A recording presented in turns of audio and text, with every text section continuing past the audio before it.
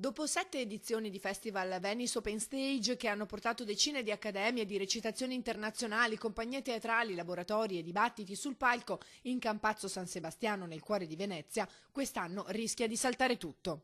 Sono venute meno delle condizioni di finanziamento che di solito ci aiutavano, abbiamo dei finanziatori che sono alcuni privati che ci danno qualcosa, però di solito la maggior parte dei fondi che prendevamo venivano da istituzioni, in questo caso venivano soprattutto dallo UAV, dall'Università UAV di Venezia. Quest'anno non è stato possibile rinnovare questo finanziamento per vari motivi, insomma, legati alla didattica.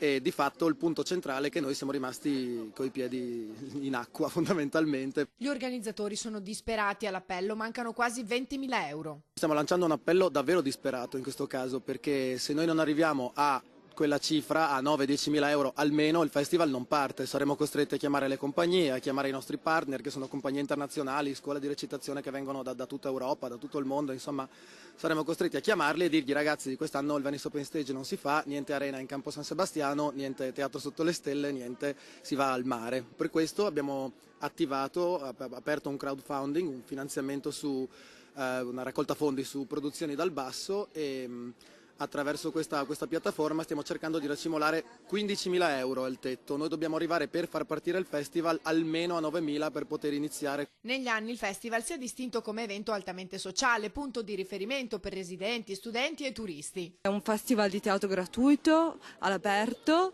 all'inizio che si rivolgeva a scuole e accademie internazionali di teatro e che poi negli anni è diventato anche, insomma, un momento, luogo di laboratori e per appunto l'off rivolto alle compagnie indipendenti.